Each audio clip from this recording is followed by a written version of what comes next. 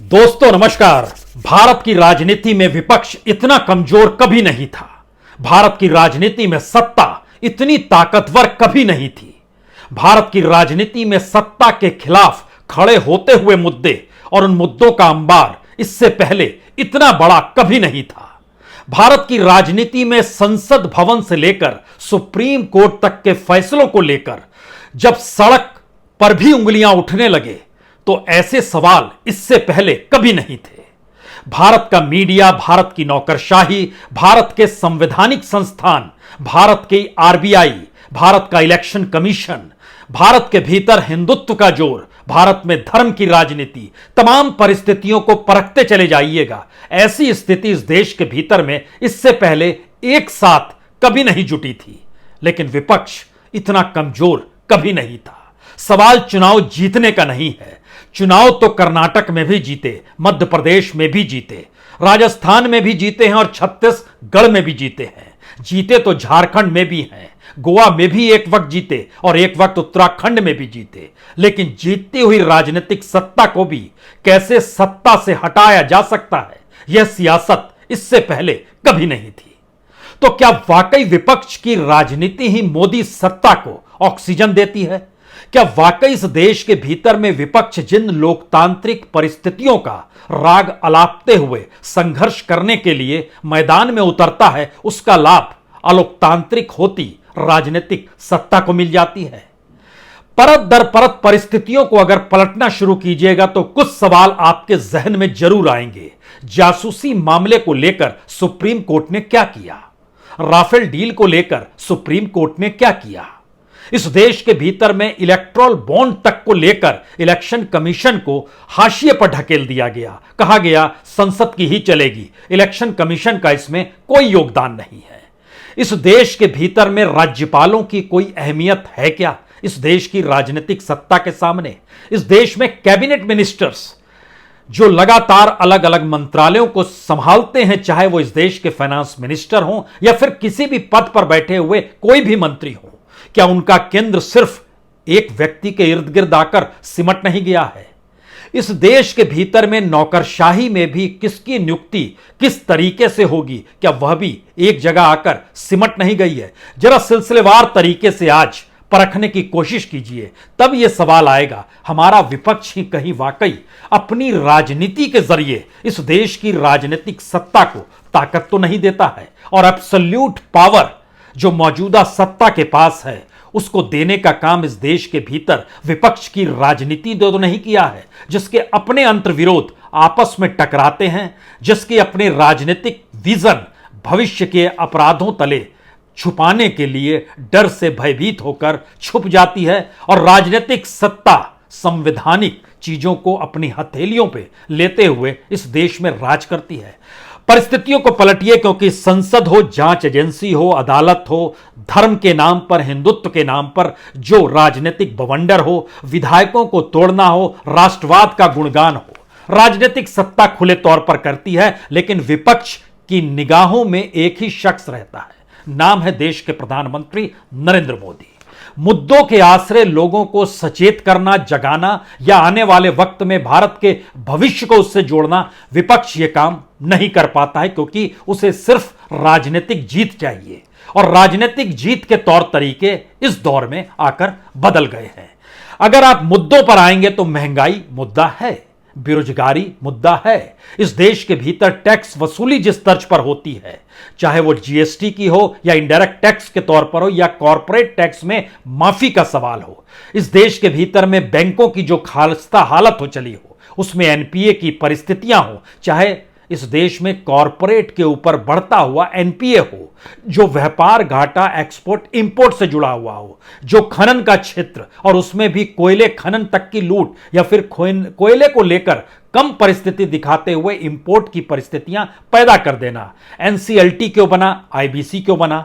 इस देश के भीतर एनसीएलटी और आईबीसी के बनने के बाद कितनी हजारों कंपनियां एक झटके में खुद को दिवालिया घोषित क्यों करने लगी? और इन दिवालिया होती कंपनियों को कौन खरीद रहा है, उससे किसे मुनाफा मिल रहा है? इस दौर में disinvestment, privatisation, monetisation, Ambanis, Adanis, जो भी जिक्र करना है करते चले जाइए, आखिर में आकर आप उस करेंसी पर टिकेंगे जिसकी कीमत डॉलर के मुकाबले इस दौर में कम हो गई है। इस दौर में मीडिया नतमस्तक क्यों हो गया? इस दौर में मुस्लिम राजनीति के हाशिए पर क्यों पहुंच गया? इस दौर में जो भी परिस्थितियां देश के पीएसयू से जुड़ी हुई थी वह भी खत्म होती हुई क्यों चली गई? मुद्दों की भरमार है, लेकिन विपक्ष अपने तौर पर इस देश में वह अलख क्यों नहीं जगा पा रहा है? क्या इसलिए जगाता नहीं है क्योंकि उसे लगता है कि मीडिया दिखाएगा नहीं, या फिर इसलिए नहीं दिखा पाता है कि वो समझ गया है कि दरअसल जिस देश के भीतर में कैबिनेट मिनिस्टर्स, राज्यपालों की भूमिका, राज्यसभा के भीतर भी सांसद कौन चुने जाएंगे और किसे लाया जाएगा, किसे हटाया जाएगा, किसकी उम्र कब की होगी, उससे कौन सा काम कैसे लेना है, यह भी सिमट जाए अगर पीएमओ में। और इन सब के बीच जो इस देश के इंस्टीट्यूशंस हैं, उसके जो हेड होंगे, उसकी नियुक्ति भी सिर्फ एक ही दरबार से अगर हो रही हो, जो कॉन्स्टिट्यूशनली इससे पहले कई लोगों के सामूहिक निर्णय से हुआ करती थी, वह भी अगर सिमटती चली जाए। मसलन इस देश के भीतर में सीवीसी कौन होगा, सीएजी कौन होगा, सीबीआई का हेड कौन होगा, ईडी का हेड कौन होगा, सेबी का हेड कौन होगा, नीति आयोग किसके हाथ में होगा और एक झटके में किसे और क्यों हटा दिया जाएगा, इलेक्शन कमीशन में कौन सबसे ऊपर में बैठा हुआ नजर आएगा, जो जजेस की नियुक्ति है उसको लेकर कोई क्या सोचते हैं। अगर आप ध्यान दीजिए तो एक परिस्थिति में पुराने दौर की जो भी लोकतांत्रिक परिस्थिति अगर आपके जहन में कहीं आती हो तो वह चीजें बदल गई, या फिर यह सोचते हो कि एक स्वतंत्रता हर संस्थान और नौकरशाही के साथ जुड़ी रहती है, वह भी खत्म हो गई। विपक्ष के पास मुद्दों की भरमार है, लेकिन इसके ठीक समानांतर एक चीज और यहां पर परख लीजिए, क्योंकि जब इस देश के भीतर बीजेपी की सत्ता का जिक्र होता है वैसे ही आरएसएस का जिक्र भी होता है, लेकिन आरएसएस के भीतर भी 4 महत्वपूर्ण संस्थान जो उसके अपने हैं, उनकी स्थिति क्या रही और उनसे जुड़े मुद्दों का हश्र क्या हुआ, और उसे संभालने वाले लोग किस तरीके से अगर सत्ता से सवाल करें जो कि उनके अपने प्रचारक ही सत्ता में है, उनको भी दरकिनार कर दिया गया। जैसे भारतीय मजदूर संघ यानी बीएमएस, स्वदेशी जागरण मंच एसजेएम, विश्व हिंदू परिषद वीएचपी, या फिर किसान संघ। ध्यान दीजिए, इनसे जुड़े मुद्दों को जिस रूप में कॉर्पोरेटाइजेशन कर दिया गया, उसमें संघ की भी इतनी हिम्मत नहीं थी कि वह अपने इन ऑर्गेनाइजेशंस को लेकर सवाल करे कि आने वाले वक्त में आपके जहन में क्या विजन है, इस देश के भीतर इतने वर्षों से आप काम कर रहे हैं और आरएसएस 1925 में बनी, वह भी खत्म हो गया। यानी सवाल सिर्फ एब्सोल्यूट पावर का और अनडेमोक्रेटिक सिचुएशन का इस देश के कॉन्स्टिट्यूशनल इंस्टीट्यूशन भर का नहीं है। इस देश के भीतर में सामाजिक तौर पर भी दबाव को खत्म कर दिया जाए और एक नई परिस्थिति को कैसे डेवलप किया जाए, यह राजनीतिक सत्ता की ताकत रही। इस राजनीतिक सत्ता के समानांतर विपक्ष की मौजूदगी संसद में नजर आती है, बहुत ही लोकतांत्रिक तरीके से उस संसद के भीतर में, जिस संसद को कैसे चलाना है, और अगर सिरों को गिनिएगा तो बहुमत जिसके पास है उसी हिसाब से विधेयक भी पास होंगे, उसी लिहाज से किसी मुद्दे को बहस के पटल पर लाया भी जाएगा और उसी के हिसाब से बहस नहीं भी होने दी जाएगी, चाहे संसद चले या ना चले। तो संसद भी राजनीतिक सत्ता के हाथ अगर एक खिलौना बन जाए और विपक्ष अपने आप को वहां पर अपाहिज सा महसूस करे, तो यह विपक्ष कमजोर हो चला है या फिर संसद की ताकत के भीतर उसकी कोई ताकत नहीं बची है। इन दोनों की बीच की लकीर पर आज खड़े होकर जरा विपक्ष की राजनीति को टटोलने की कोशिश कीजिए, क्योंकि विपक्ष की राजनीति बार बार उन लोकतांत्रिक पहलुओं को देखना चाहती है जो इससे पहले की राजनीति में बड़े महत्वपूर्ण रहे, लेकिन मौजूदा वक्त में वह सब कोई मायने नहीं रखते हैं। सवाल है चुनी हुई सत्ता में विधायकों की खरीद फरोख्त या डराना धमकाना। इसको खुले तौर पर विपक्ष कहता जरूर है, लेकिन इसकी काट उसके पास नहीं है, क्योंकि उसके पास कोई आंदोलन नहीं है, क्योंकि उसके पास अपनी करप्शन को छुपाने की स्थितियों के बाद खड़े हो पाने की सोच नहीं है। तो क्या वाकई विपक्ष इस दौर में सबसे कमजोर है? इस देश के भीतर की जांच एजेंसियां, जब पता है कि कानूनी तौर पर जांच एजेंसियों को जिस रूप में काम करना चाहिए वह कानून से ज्यादा राजनीतिक तौर पर काम कर रही है, तो इन जांच एजेंसियों को राजनीतिक तौर पर चैलेंज कर पाने की स्थिति में कोई भी पॉलिटिकल पार्टी क्यों नहीं आ पाती है। वह कानून के आश्रय, चाहे वो सीबीआई का दरवाजा हो या ईडी का दरवाजा हो या आईटी का नोटिस हो या फिर कुछ भी हो, इस देश के भीतर में सीएजी की रिपोर्ट भी पार्लियामेंट में नहीं रखी जा रही है, लेकिन विपक्ष के निशाने पर एक ही शख्स है जो एब्सोल्यूट पावर के साथ मौजूदा सत्ता में मौजूद है। यानी इस देश के भीतर लोकतंत्र के आश्रय और संवैधानिक परिस्थितियों के आश्रय अगर देश कमजोर हो रहा है तो विपक्ष की भूमिका क्या होनी चाहिए, क्या यह बताया जाए, और उसको किस रूप में अपनी लड़ाई को आगे बढ़ाना चाहिए, क्या यह भी बताया जाए। क्योंकि कानूनी प्रक्रिया के आश्रय पूरा का पूरा विपक्ष नतमस्तक हो जाता है कि नहीं नहीं, कानून का पालन तो करना पड़ेगा, लेकिन दूसरी तरफ कानून को राजनीतिक तौर पर कैसे ढाल दिया जाए और तमाम जांच एजेंसी या इस देश के भीतर के सारे निर्णय अगर राजनीतिक तौर पर लिए जा रहे हों तो फिर उस राजनीति का क्या कीजिएगा जो लोकतंत्र के आश्रय कभी कानून, कभी इस देश की संसद की दुहाई देती हो।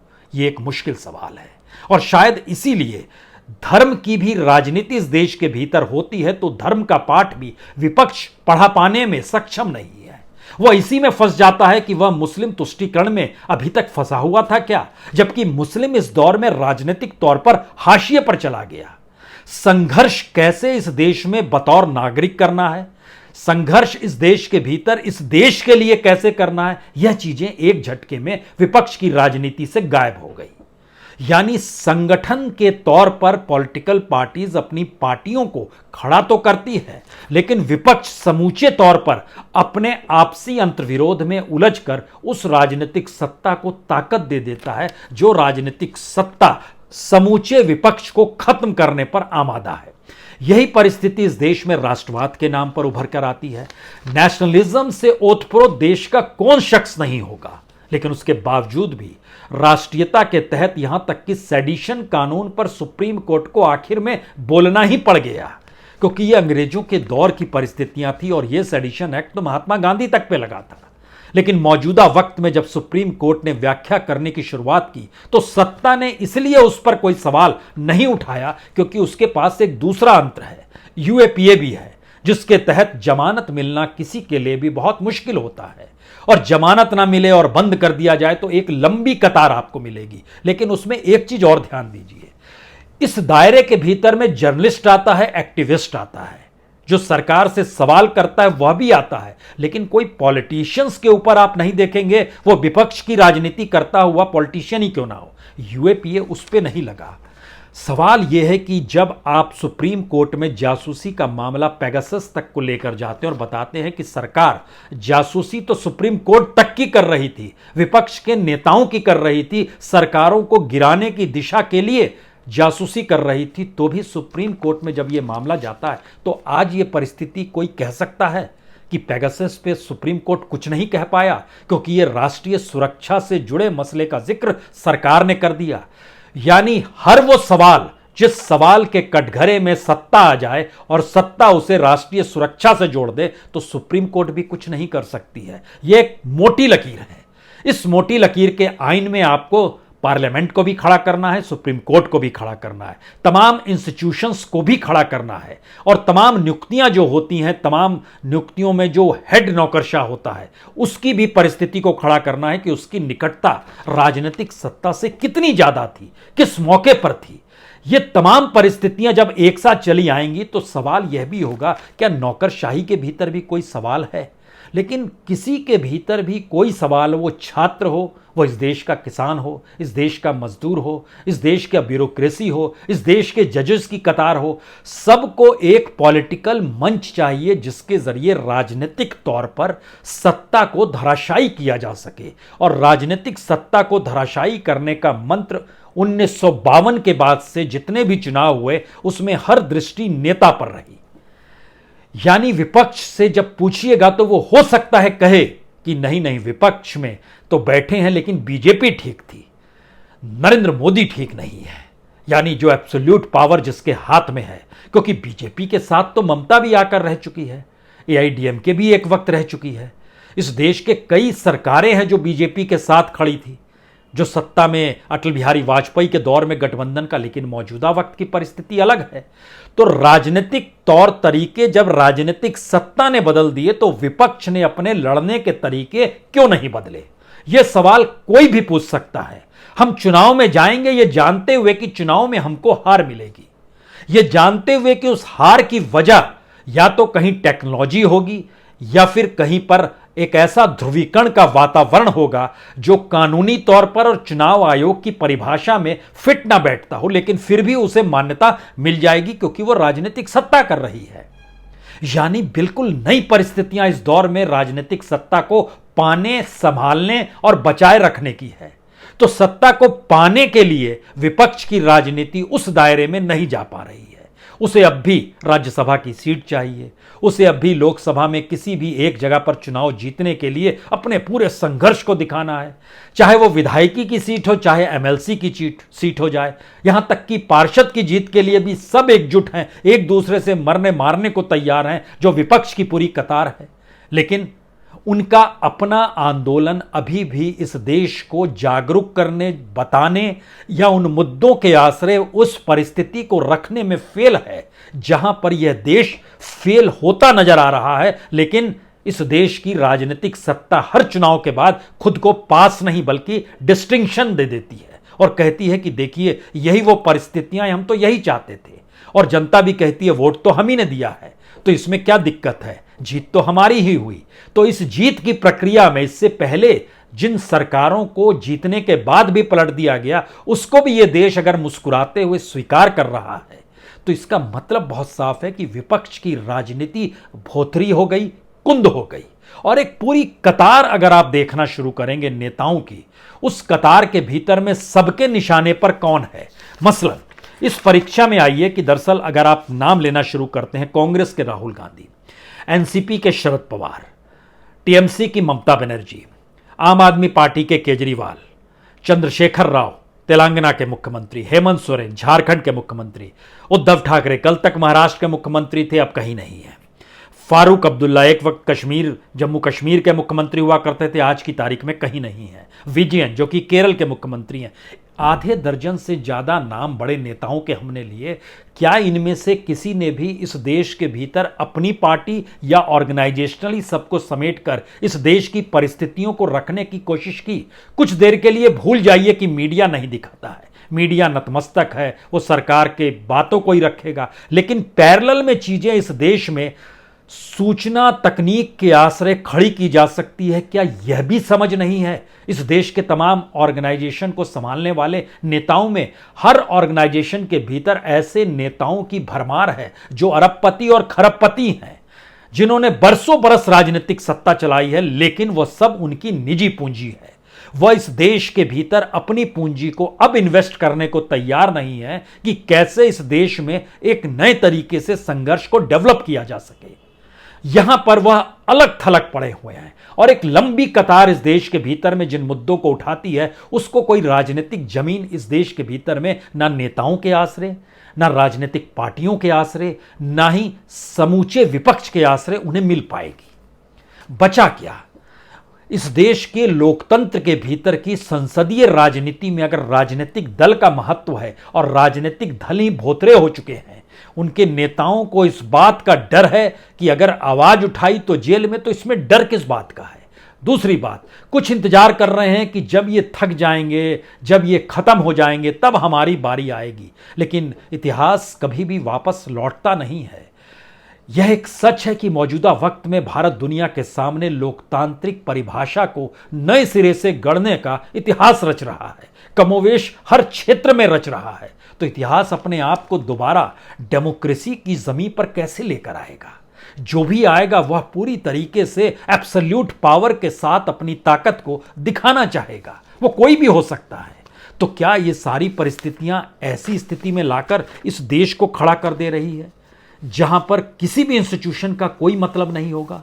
क्योंकि एक सवाल बार बार आता है कि इलेक्टोरल बॉन्ड तक पे सवाल कर पाने की स्थिति में इस देश का चुनाव आयोग नहीं है।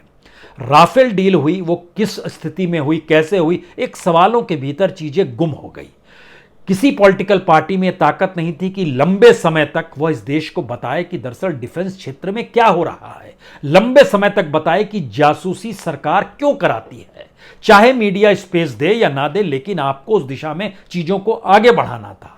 इस देश के भीतर में जो लोग देशद्रोही का जिक्र हो या राष्ट्रीयता का जिक्र हो, इन दोनों कड़ियों के बीच खड़े होकर किसी पॉलिटिकल पार्टी में यह हिम्मत नहीं आ पाई कि वो बता पाए कि भारत का मतलब क्या होता है और भारत किस स्थितियों में खड़ा होना चाहिए। अब यहां से कल्पना कीजिए, क्या संसद बिना विपक्ष के चल सकती है? क्या इस देश का मीडिया बिना विपक्ष के अपने चैनलों को चला सकता है या अखबारों में आर्टिकल लिखे जा सकते हैं? इस देश का इलेक्शन कमीशन क्या विपक्ष की बगैर किसी शिकायत के, अगर वो शिकायत करना बंद कर दे और कहे नहीं जी आप ही इस देश के भीतर में सब कुछ है और फ्री कर दे, तो क्या इलेक्शन कमीशन की कोई मान्यता बचेगी? ये मानते समझते हुए कि इस देश के भीतर में हर संस्थान की जरूरत और उसकी महत्ता तभी है जब विपक्ष मौजूद रहेगा, तो विपक्ष में से भी अपने अनुकूल विपक्ष चुनने की स्थिति में अगर राजनीतिक सत्ता आ चुकी हो तो फिर विपक्ष का मतलब क्या है और डेमोक्रेसी का मतलब क्या है? यह सवाल कहीं इसलिए गहरा है क्योंकि जब ईडी के सामने 122 पॉलिटिशियंस के नाम हैं, तो क्या ये 122 पॉलिटिशियंस सीधे तौर पर नहीं कह सकते हैं कि हमने अपराध ही किया है, अगर आपकी फाइल में हम सबको जेल में डाल दीजिए। कम से कम ईडी की राजनीति तो बंद होगी। यह हिम्मत कौन लाएगा, कौन दिखाएगा? क्योंकि ये जानते समझते हुए कि 2014 में जो सोचा जा रहा था, 2019 में जो सोचा गया, 2024 में जो सोचा जाएगा, वक्त इस देश के भीतर का बहुत तेजी से गुजर रहा है और कमोवेश किसी भी क्षेत्र को लेकर कोई विजन मौजूदा वक्त में विपक्ष के पास है ही नहीं। सवाल यह नहीं है कि विपक्ष के पास नहीं है तो सत्ता के पास है, जी नहीं। सत्ता भी अपने तौर पर उन्हीं परिस्थितियों को जी रही है जहां पर उसकी सत्ता बरकरार रहे और विपक्ष धीरे धीरे खत्म होता चला जाए और उसमें से कोई ताकत निकल कर ना आए। इस देश के लोकतांत्रिक परिस्थितियां दरअसल करवट ले रही है। आखिरी सवाल यही है कि विपक्ष गायब है तो यह सवाल इस देश के लोगों के सामने भी तो होगा। यह कोई नायाब चीज तो नहीं है और लोगों के सामने जब होगा तो लोग जब विपक्ष की भूमिका में खुद को खड़ा पाएंगे तो क्या यह एक आने वाले वक्त में एक इतिहास रचा जाएगा कि उसमें से कोई निकल कर आएगा? सामान्य तौर पर ऐसा होता नहीं है और खास तौर से 21वीं सदी में दुनिया के किसी भी देश में बढ़ती तानाशाही या राइट विंग की जो परिस्थितियां हैं, सवाल लेफ्ट और राइट का इस रूप में यहां मत लीजिए कि लेफ्ट का मतलब सर्वहारा होता है, राइट का मतलब कॉरपोरेट होता है, जी नहीं। इस दिशा में मत सोचिए। इस दिशा में सोचिए कि राजनीतिक सत्ता की ताकत जब एब्सोल्यूट हो जाए और बाकी सारी चीजें खत्म हो जाए और उसमें भी धीरे धीरे शिखर पर बैठा हुआ शख्स अगर अपने आप को एब्सोल्यूट पावर के साथ परोसने की स्थिति में आकर खड़ा हो, लेकिन वह जिन प्रयोग को करता है उसमें उसे कहीं ना कहीं उस पार्लियामेंट की जरूरत है, उस सुप्रीम कोर्ट की जरूरत है, उस इलेक्शन कमीशन की जरूरत है, उस SEBI, ED, IT, CVC, CAG सभी की जरूरत है जो इस देश में डेमोक्रेटिक सेटअप को बनाए हुए हैं। लेकिन विपक्ष को सोचना होगा, क्या वह लोकतांत्रिक परिस्थितियों को जीते हुए, सामने कानून को दरकिनार देखते हुए, वह फिर भी इसी राग को अपनाएगा कि हां हम तो डेमोक्रेटिक हैं, हम तो भाई कानून को मानते हैं और हमारा संघर्ष तो कुछ ऐसा ही रहेगा, और दूसरी तरफ राजनीतिक सत्ता अलोकतांत्रिक होकर, गैर लोकतांत्रिक होकर, उन्हीं लोकतांत्रिक परिस्थितियों का लाभ उठाते हुए अपनी सत्ता की ताकत का एहसास लगातार अलग अलग तरीके से कराती चली जाए और कराता हुआ विपक्ष लगातार ये कहे कि देखिए ये तानाशाह हो गए हैं। कहने से क्या होगा? जिस देश के भीतर में कैबिनेट मिनिस्टर कहता है, इस बात का जिक्र किया गया कि दरअसल इस देश के भीतर में सुप्रीम कोर्ट जो होता है उसका काम है, उसकी जिम्मेदारी है कि वो न्यायप्रिय और निष्पक्ष दिखाई दे। अच्छी बात है। और उस देश में सुप्रीम कोर्ट के चीफ जस्टिस ये कहते हैं, एक हफ्ते पहले उन्होंने एक कार्यक्रम में कहा कि दरअसल सुप्रीम कोर्ट की प्रतिबद्धता कॉन्स्टिट्यूशन को लेकर है, राजनीतिक सत्ता को लेकर नहीं है। ये सब कहने की जरूरत क्यों पड़ रही है? क्योंकि ये नहीं है। बहुत बहुत शुक्रिया, बहुत बहुत शुक्रिया।